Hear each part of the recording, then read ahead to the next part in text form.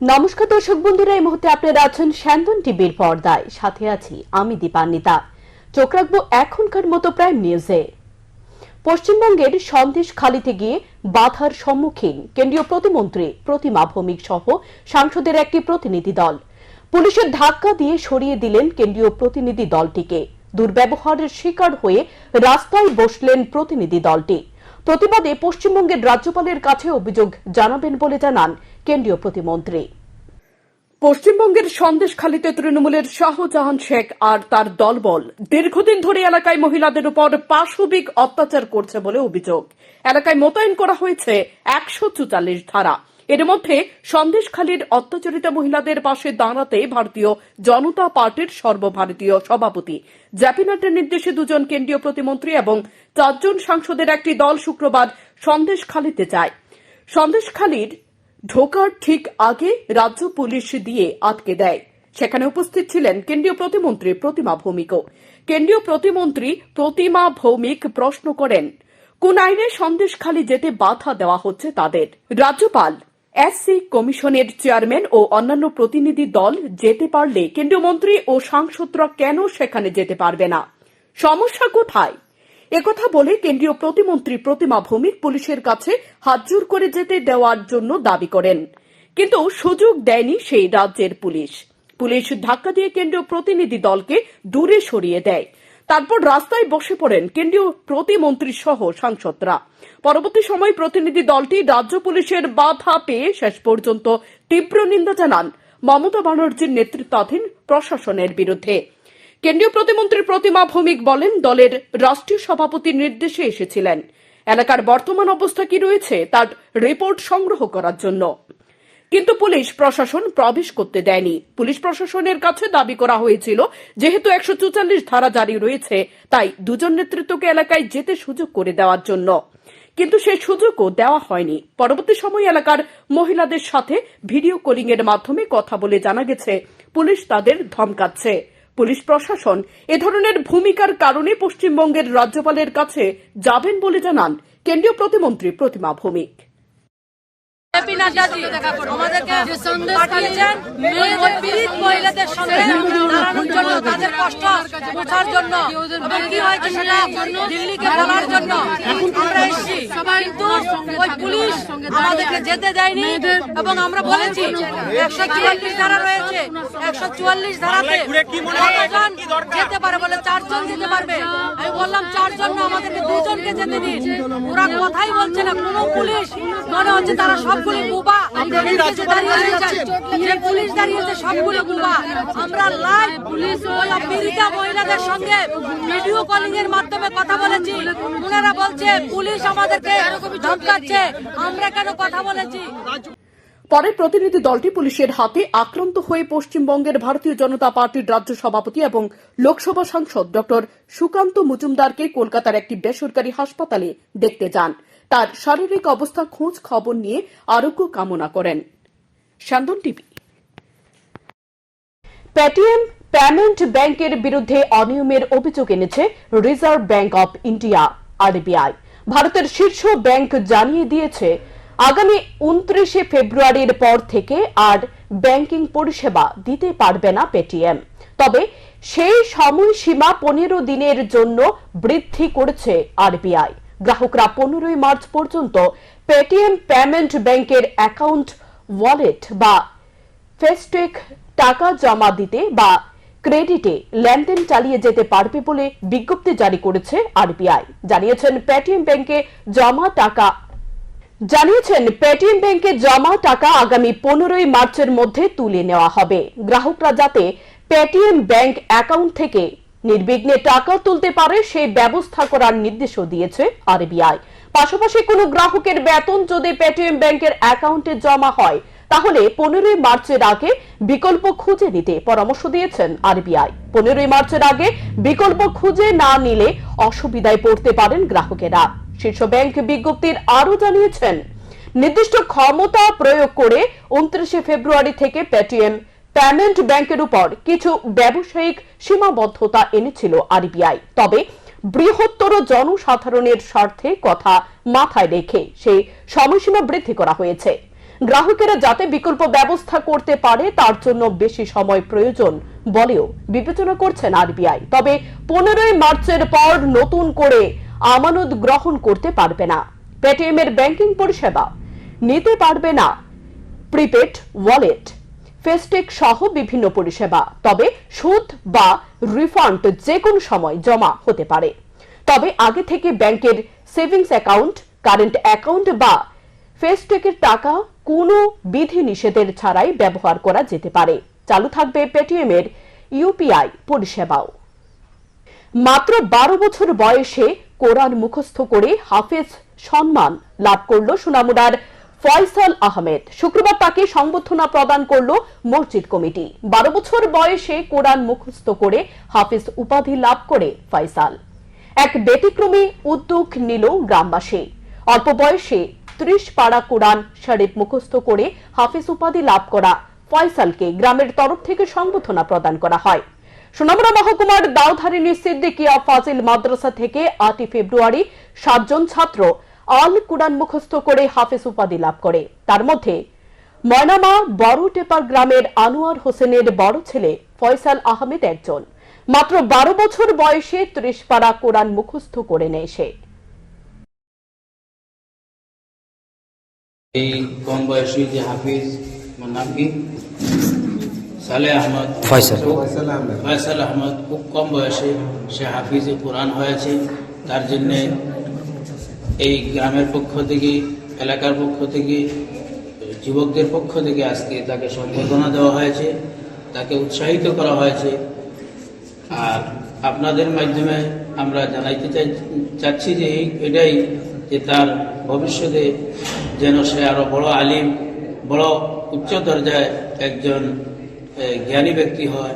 এটাই আপনারা তার জন্য সকলে দোয়া করুন। বিচারকের কক্ষে শ্লীলতাহানির শিকার হতে হলো বিচারের জন্য আসা এক অসহায় গৃহবধূকে। আর এই বিস্ফোরক অভিযোগ উঠল কমলপুর মহকুমার প্রথম শ্রেণীর আদালতের বিচারক বিশ্বতোষ ধরের বিরুদ্ধে। কমলপুর মহকুমার কচুছড়া থানার অন্তর্গত মেচুরিয়া 14 ঘাট এলাকার বছর 23-এর এক অসহায় গৃহবধূ শুক্রবার দুপুর 2:30 নাগাদ কচুছড়া থানায় দায়ের করা একটি মামলার পরিপ্রেক্ষিতে অভিযোগকারিণী হিসেবে জবানবন্দি দেওয়ার জন্য আসে প্রথম শ্রেণীর আদালতের বিচারক বিশ্বতোষ ধরের কক্ষে। জবানবন্দি দেওয়ার সময় বিচারক বিশ্বতোষ ধর কিভাবে এই অসহায় গৃহবধূর সঙ্গে শ্লীলতাহানি করেন, আসুন তা শুনে নেওয়া যাক অসহায় এই গৃহবধূর কণ্ঠে। ইসলাম বিশ্বদূত ম্যাজিস্ট্রেট ডাইকা নিছে, নিয়া গড় ঢুকাইয়া এনে দরজা লাগাই দিয়েছে। তারপর জিজ্ঞাসা বিষয়টা কি হয়েছে। তারপরে যা হয়েছে আমি তা কইছি যে এইভাবে কইলে তা হইতো না, টাচ করে কইতে হইব। তারপর আইসে জড়ায় ধরছে, স্যার এটা কি করতেছেন? কইছে এটা আমরা ডিউটি, এটা আমরা কাজ করতেই লাগবো, নাইলে আমরা কিভাবে লিখব। বাস অতটুকু কইছে। তারপরে কইছে যে বউ বইছি। তারপর কইছে যে আমি আমারে ভাইয়ের মতো দেহ, আমি তোমার আমার বোনের মতো, আমি এইভাবে মানে কইছে আর কি। বাস অতটুকুই। তারপরে মহিলা পুলিশে ডাক দিছে, সই নিছে, বাস আই পড়ছি। শ্লীলতাহানির দায়ে আগে এই অসহায় গৃহবধূ বিচার প্রার্থী, কিন্তু কি দুর্ভাগ্য, বিচারের বাণীর জন্য যার কাছে এলেন আর্তনাদ শোনাতে, সেখানেই তাকে সহ্য করতে হলো অসহনীয় যন্ত্রণা। আদালত কি এখন মহিলাদের জন্য নিরাপদ নয়? কমলপুর মহকুমার প্রথম শ্রেণীর আদালতের বিচারক বিশ্বতোষ ধরের এ ধরনের নিন্দনীয় আচরণ, সে প্রশ্নটাকে নিয়ে এলো প্রচারের শিরোনামে। বন্ধ ঘরে যখন অসহায় এই গৃহবধূকে এমন অসহনীয় যন্ত্রণা সহ্য করতে হলো, তখনও তিনি জানতেন না বিচারকের নাম। চোখে জল ছাপ নিয়ে বাইরে বেরিয়ে এসে অসহায় এই গৃহবধূ পুরো ঘটনাটা খুলে বলেন তার স্বামীকে। পরবর্তী সময় স্বামী বিষয়টি জানান আদালতে উপস্থিত আইনজীবীদের। অসহায় এই গৃহবধূ তখন আইনজীবীদের কাছ থেকে জানতে পারেন এ বিচারকের নাম বিশ্বতোষ ধর। পরে তিনি তার সঙ্গে ঘটে যাওয়া পুরো ঘটনাটির একটি ঘোষণাপত্র হলফনামা আদালতে নথিভুক্ত করেন। এবারে দেখার বিষয় হচ্ছে অসহায় এই গৃহবধূ তার সঙ্গে ঘটে যাওয়া অসহনীয় যন্ত্রণার বিচার পান কিনা, নাকি বিচারের বাণীতে এই অসহায় গৃহবধূকে কাঁদতে হবে নীরবে নিভৃতে। স্যান্দন টিভি। রাজধানী আগরতলা শহর এবং তার পার্শ্ববর্তী এলাকায় শুঁয়োপোকার মতো চোরদের সংখ্যা যে বেড়ে চলেছে তা প্রমাণিত হয়ে গেল শুক্রবার বিকেলে। বিশালগড় মহকুমার সেন্টুলাল দেবনাথ নামে এক ব্যক্তি এদিন তার ইনভার্টার নিয়ে আসে আগরতলায় মেরামতের জন্য। বিকেলে বটতলা সংলগ্ন এলাকায় একটি হোটেলে খাওয়ার জন্য যায় সেন্টু লাল দেবনাথ নামে সে ব্যক্তি। হোটেলের ভেতরে খাওয়ার জন্য প্রবেশ করার সময় তিনি দরজার সামনে একটি ব্যাগের মধ্যে তার ইনভার্টারটি রেখেছিলেন। কিছুক্ষণ পর একটি চোর সেই হোটেলের পথ ধরে যাওয়ার সময় তার নজর পড়ে সেই ইনভার্টারের উপর। কিছুটা সময় এদিক ওদিক তাকিয়ে সে চোর চোখের পলকে ইনভার্টারটি নিয়ে সেখান থেকে পালিয়ে যায়। সেন্টুলাল দেবনাথ খাওয়ার পর হোটেল থেকে বেরিয়ে এসে দেখতে পান তার ইনভার্টারটি নেই। তিনি তখন বিষয়টি হোটেলের মালিক জয় রায়কে বলেন। হোটেলের ভেতরে থাকা সিসি ক্যামেরা তখন অন ছিল। সিসি ক্যামেরার ফুটেজ যাবতীয় চিত্র ধরা পড়ে। সঙ্গে সঙ্গে হোটেলের মালিক জয় রায় ইনভার্টারটিকে খুঁজতে বেরিয়ে পড়েন সেন্টুলাল দেবনাথকে সঙ্গে নিয়ে।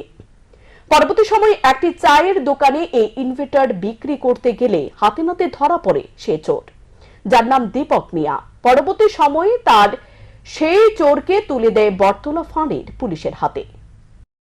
আমি বটতলা একটা হোটেলে খাইতে এসেছিলাম। হোটেলের সামনে মানে দরজার সামনে, একদম দরজার সামনে আমার ইনভার্টারটা আমি রাখছিলাম। তো আমি যথারীতি খাইতে শুরু করছিলাম। খায়া শেষ করে আমি হার্ডলি 5 মিনিট হইব আইডি আমার ইনভার্টারটা নাই। ইনভার্টারটা নাই, আমি মালিককে জিজ্ঞাসা করলাম। মালিক আমার খুব ভালো ভূমিকা নিছে।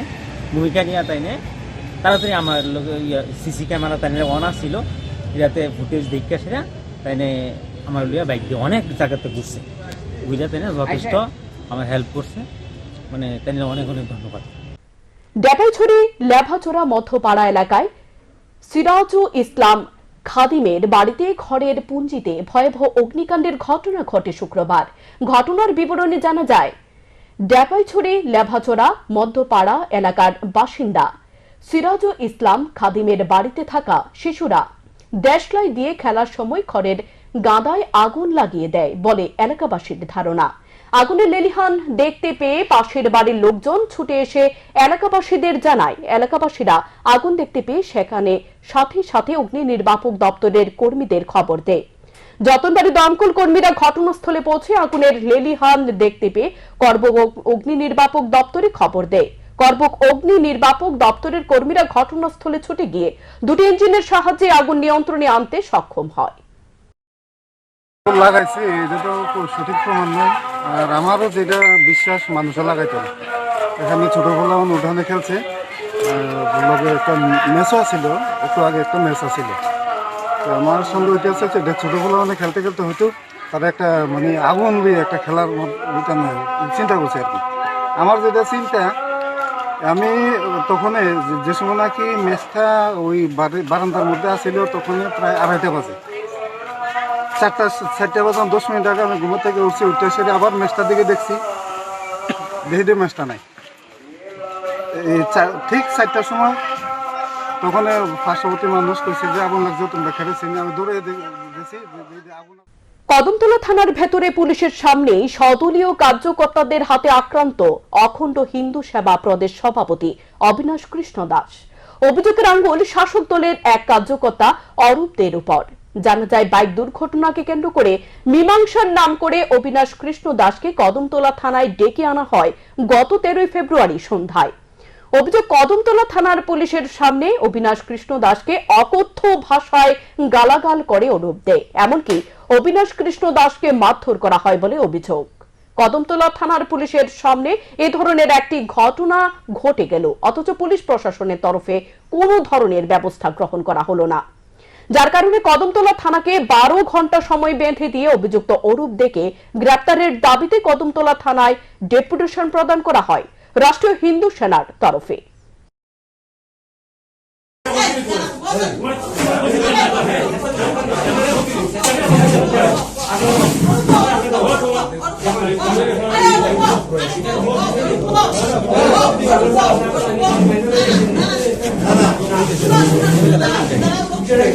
আমরা অবিনাশ দার উপরে যে থানার ভিতরে আক্রমণ হয়েছিল, সেটা ডেপুটেশন আকারে আমরা প্রশাসনের কাছে লিখিত অভিযোগ করেছি।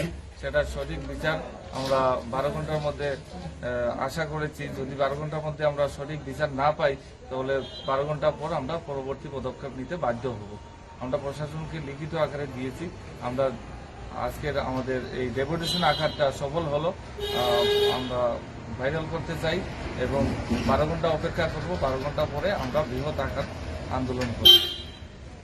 বিশেষ করে আজকে আমি মানে লজ্জিত হচ্ছি যে আজকে আমি সবাই জানেন যে অখণ্ড রাষ্ট্রীয় হিন্দু সেনার ত্রিপুরা সহ নর্থ ইস্টের 7টা স্টেটের দায়িত্বে আছি।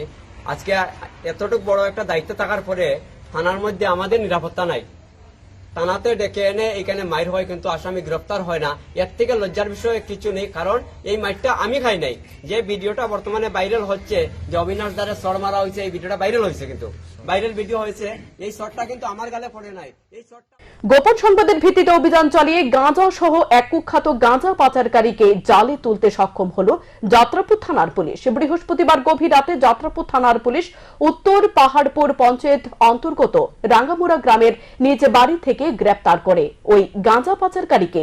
ধৃত ব্যক্তির নাম মফিজুল ইসলাম, বয়স 32 বছর। যাত্রাপুর থানার ওসি জানান, বৃহস্পতিবার রাতে তিনি গোপন সংবাদের ভিত্তিতে জানতে পারেন মফিজুল ইসলামের বাড়িতে বিপুল পরিমাণে গাঁজা মজুত রয়েছে। সে সংবাদের উপর ভিত্তি করে মফিজুল ইসলামের বাড়িতে অভিযান চালান। অভিযানকালে তার বাড়ি থেকে উদ্ধার হয় 40 কেজি শুকনো গাঁজা। একই সাথে গ্রেপ্তার করা হয় বাড়ির মালিক মফিজুল ইসলামকে। শুক্রবার ধৃত মফিজুল ইসলামকে আদালতে সোপর্দ করে পুলিশ। রাতে 8টা সাড়ে 8টা নাগাদে আমার কাছে একটা গোপন খবর আসে যে রাঙ্গামুড়ার মফিজুল ইসলাম ওর বাড়িতে বেআইনিভাবে কিছু গাঁজা মজুত রাখা আছে। এই খবরের ভিত্তিতে সাথে সাথে আমি আমার থানার sub inspector Pritam Dutta, Subanpur Saha, women staff এবং পিএস আদার স্টাফ এবং টিএসআর নিয়ে আমরা সাথে ঘটনাস্থলে পৌঁছি। ওর বাড়ি কর্ডন করে আমরা তার রেড করি এবং তার ঘরের মধ্যে গাঁজা পাওয়া গেছে, তাকে আমরা ডিটেন করি এবং গাঁজা ওজন করে দেখি আমরা 40 কেজি গাঁজা সিজ করি এবং মফিজুল ইসলামকে আমরা অ্যারেস্ট করে নিয়ে আসছি। তো একটা স্পেসিফিক শুক্রবার কুমারঘাট মহকুমার একদিনের এক আলোচনা সভা অনুষ্ঠিত হয়। বেটি বাঁচাও বেটি পড়াও এবং বাল্য বিবাহ রোধে গুরুত্ব দিয়ে এই আলোচনা সভার আয়োজন। মহকুমা শিশু সুরক্ষা বিভাগ এবং সমাজ শিক্ষা জেলা পরিদর্শকের যৌথ উদ্যোগে আয়োজিত হয় এই আলোচনা সভা। বিভিন্ন ধর্মের নারী পুরুষ এদিন এই আলোচনা সভায় উপস্থিত হন। উপস্থিত ছিলেন বিভিন্ন দপ্তরের পদাধিকারীরাও।